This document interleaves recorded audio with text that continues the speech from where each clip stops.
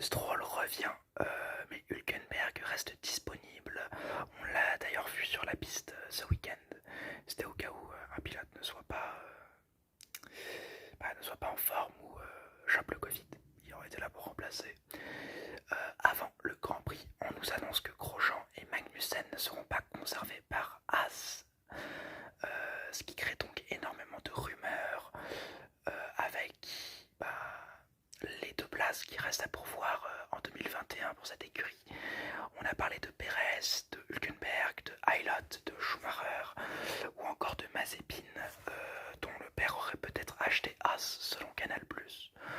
On n'en sait pas plus et on espérera avoir des réponses avant le Grand Prix de la semaine prochaine qui se déroulera à Imola. En FP1, sur cette nouvelle piste pour la F1, les monoplaces prennent leur marque et cherchent leurs limites, à l'image de Verstappen qui spin comme Leclerc, Raikkonen et Kvyat. Latifi, quant à lui, commet quelques erreurs dans cette FP1. Bottas est le plus rapide de cette FP1, suivi de Hamilton et Verstappen. Les Ferrari sont plutôt compétitives, à l'image de Charles Leclerc qui depuis quelques Grands Prix remonte. Il est quatrième lors de cette première séance. En FP2, la deuxième session commence avec le moteur de Gasly qui part en fumée et qui crée un petit début d'incendie. C'est un problème moteur pas banal visiblement, hein. On espère que la voiture sera reconstruite à temps et avec les bonnes performances pour le samedi. Cette deuxième session est aussi marquée par l'accrochage entre Verstappen et Stroll, car aucun des deux ne veut laisser passer l'autre dans le premier virage. Ils s'accrochent, Stroll part en tête à queue, c'est bête de la part des deux pilotes, mais la session sera également animée par la sortie de piste de Romain Grosjean, qui doit faire l'équilibriste dans les graviers. Comme en FP1, pas mal de spins. Perez, Sainz et Vettel sont les spins les plus marquants. Et Bottas est une nouvelle fois le plus rapide, suivi d'un très rapide Norris qui est troisième et d'un Leclerc qui est quatrième. À noter la très bonne performance de Vettel qui est sixième de cette FP2. En FP3, Bottas est encore une fois le plus rapide devant un Hamilton cherchant les limites et un Gasly qui est quatrième. Impressionnant, la monoplace semble aller très bien après le petit incident qu'il a eu le jour d'avant, donc on ne peut lui souhaiter que du bon. Leclerc continue son bon week-end malgré un spin et un problème de radio. Il entend Hamilton, chose plutôt marrante parce que ça prouve que Ferrari espionne les radios de Mercedes. C'est plutôt drôle quoi. Il est sixième à la fin de cette session. La session est stoppée plutôt à cause d'une plaque d'écoulement des eaux s'étant relevée après le passage de la monoplace de Sébastien Vettel. Plutôt dommage hein, parce que ça fait perdre du temps de roulage, mais au moins toutes les plaques sont bien refixées et on est sûr que la qualification et la course n'auront pas de problème. En Q1, donc les qualifications, les Haas et les Alfa Romeo sont éliminés avec Latifi. Russell bat Kimi Raikkonen avec un très bon tour pour passer en Q2. Je crois qu'il y a 30 millièmes d'écart entre les deux voitures, donc de pas loin Russell y passe, mais c'est un très bon tour, donc bien joué à lui. En Q2, Ricciardo sort attend son second passage, mais il passe tout de même en Q3 car il a réalisé un très bon temps. Alors que Ocon, Stroll, Kvyat, Russell et Vettel sont éliminés. La Q2 est légèrement ratée pour les Renault, parce que Ocon se rate totalement. Et Ricciardo se casse sa monoplace, donc il ne pourra pas prendre part à la Q3. En Q3, justement, au premier passage, Bottas prend la pole provisoire, suivi des classiques Hamilton et Verstappen. Pour son deuxième passage, Hamilton prend la pole provisoire, mais Bottas lui reprend cette pole provisoire à la sortie de ce deuxième passage, mais Hamilton qui a bien géré son temps et sa voiture prend une nouvelle fois la pole. Cette fois-ci c'est la pole définitive et donc c'est très bien joué de la part de Hamilton qui se dirige vers peut-être une probable 92e victoire en Grand Prix. Il pourrait battre le record de Lewis Hamilton qu'il a égalé il y a 2 semaines. On ne lui souhaite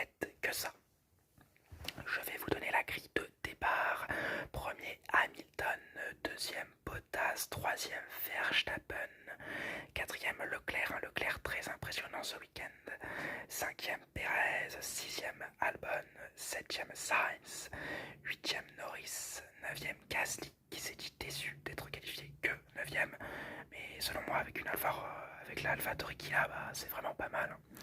Mais bon, je ne suis pas pilote, donc je n'ai pas vraiment à émettre de jugement là-dessus. C'est à lui de dire où sont ses points de gestion. Ricciardo est 10e et il n'a pas fait de temps en Q3. Ocon est 11e, Stroll est 12e, Kvyat est 13e, Russell est 14e, Vettel est 15e, c'est Raikkonen qui occupe la 16e position.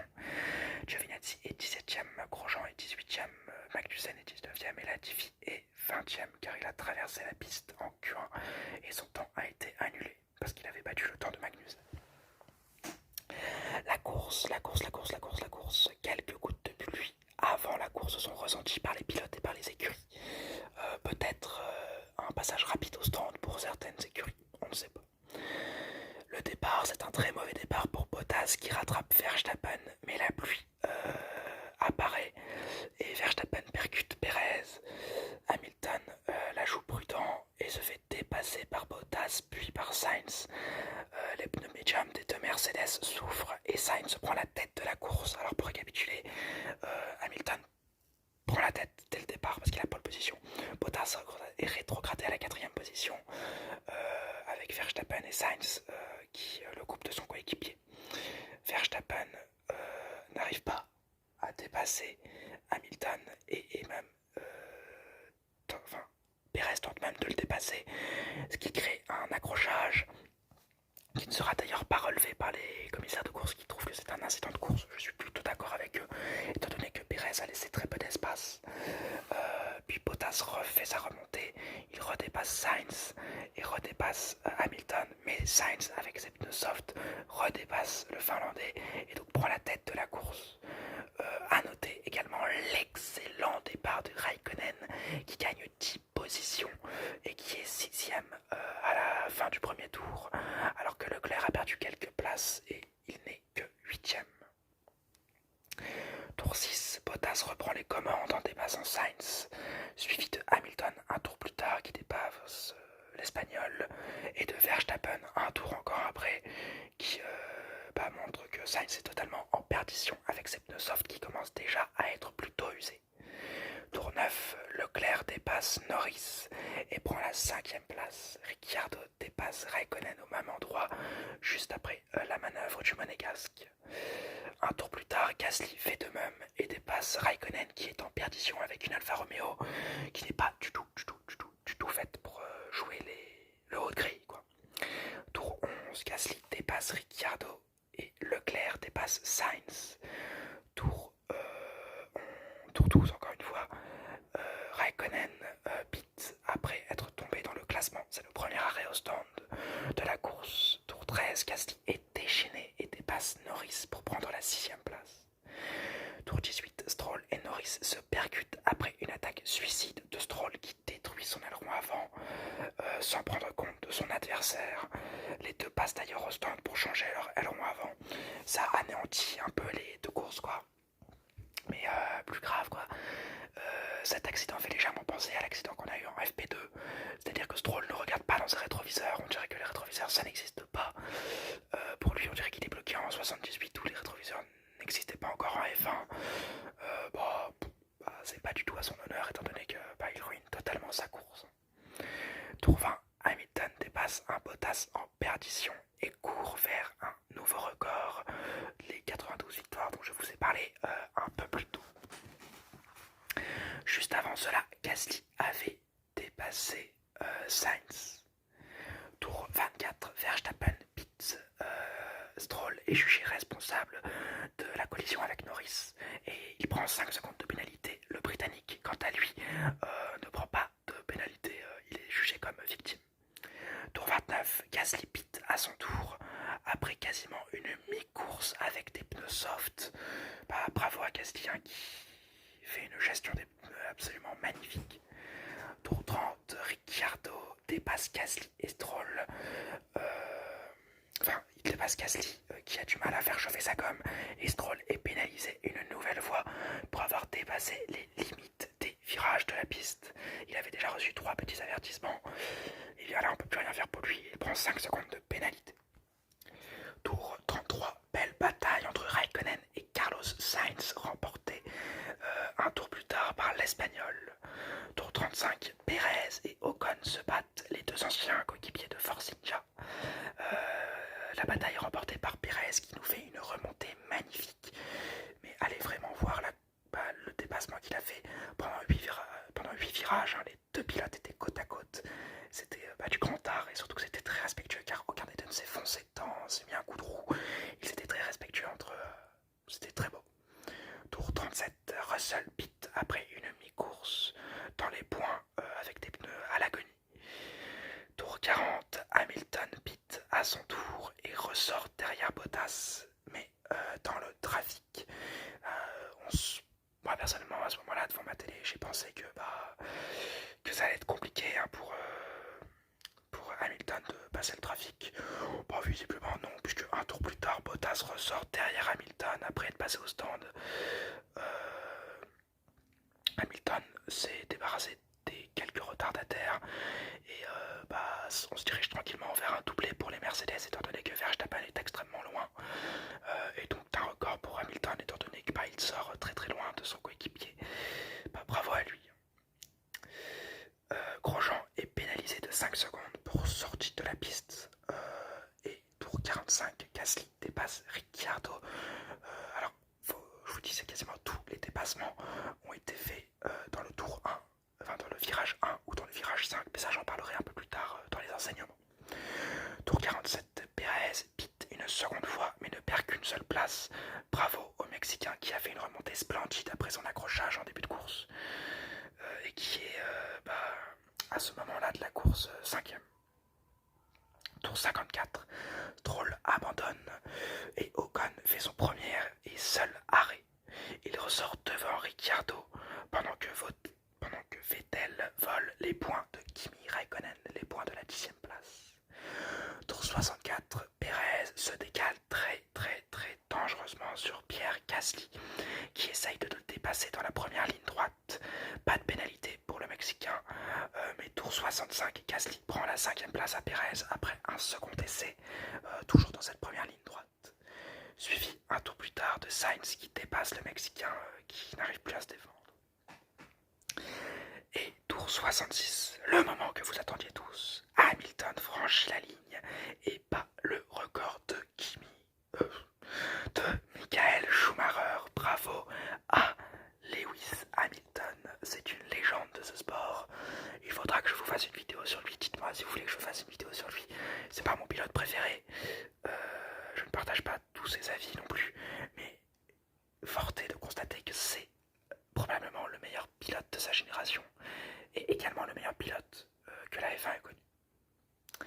Je vais vous donner la grille d'arrivée. Grille d'arrivée qui commence par le légendaire Lewis Hamilton premier avec le meilleur temps en course. Bottas est deuxième, Verstappen est troisième, Leclerc est quatrième, très bonne course de Leclerc.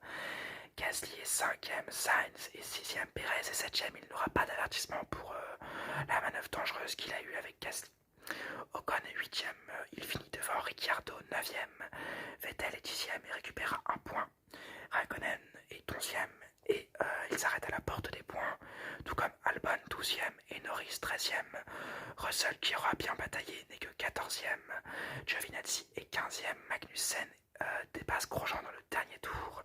Il est 16ème. Son coéquipier est 17ème. Latifi est 18ème. Kvyat a totalement manqué sa course et AlphaTauri a totalement manqué sa stratégie. Il est 19ème et Stroll est 20ème. C'est un DNF sur problème moteur visiblement, mais c'est surtout par manque total de rythme. Il ne faut pas se le cacher. Les enseignements de cette course. Eh bien on va y revenir, mais Hamilton, la légende, bravo, 92e victoire, et ça contraste totalement avec Bottas qui est battu partout, mais vraiment partout. Au départ on pense qu'il peut faire quelque chose, mais même Sainz vient le titiller à la sortie de son premier arrêt, et de son seul arrêt d'ailleurs, hein. Il n'est pas performant, il se fait rattraper par Verstappen.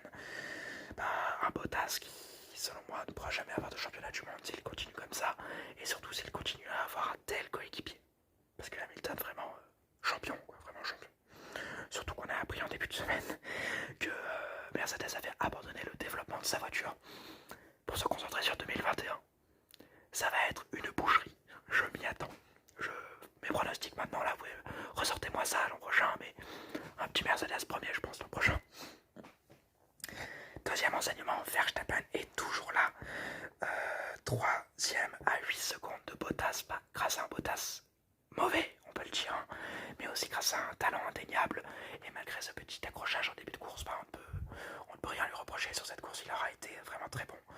Contrairement à son coéquipier Albon qui est totalement absent, ça sent la fin hein, pour le pilote thaïlandais chez Red Bull, et ça sent le remplacement par peut-être Perez ou Hülkenberg, on ne sait pas encore, et on attendra la décision de Helmut Marko et de Christian Horner.